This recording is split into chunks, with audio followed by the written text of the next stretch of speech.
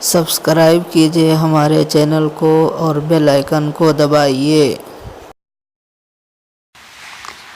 بسم اللہ الرحمن الرحیم۔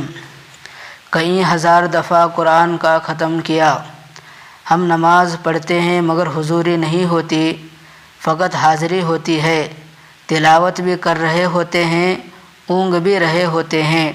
ایک پارہ تلاوت کرنا ہی مشکل ہو جاتا ہے۔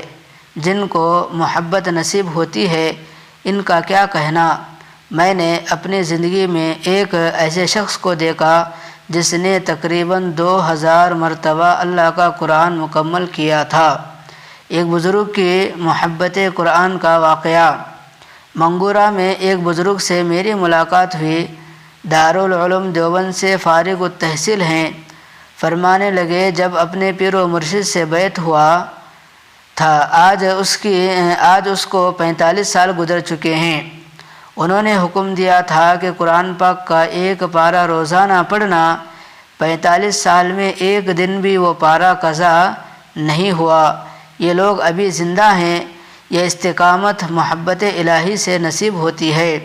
نیکیاں کس طرح آسان ہوتی ہے۔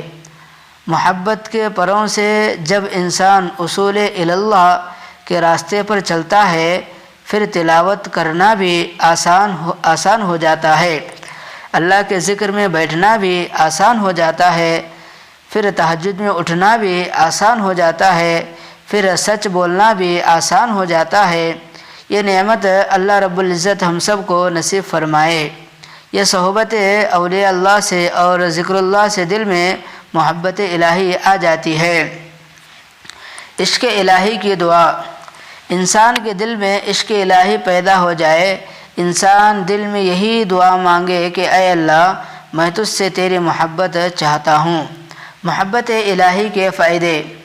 دل میں محبت الہی آتی ہے تو انسان کا رخ بدل جاتا ہے، آنکھ کا دیکھنا بدل جاتا ہے، پاؤں کا چلنا بدل جاتا ہے، دل و دماغ کا سوچنا بدل جاتا ہے۔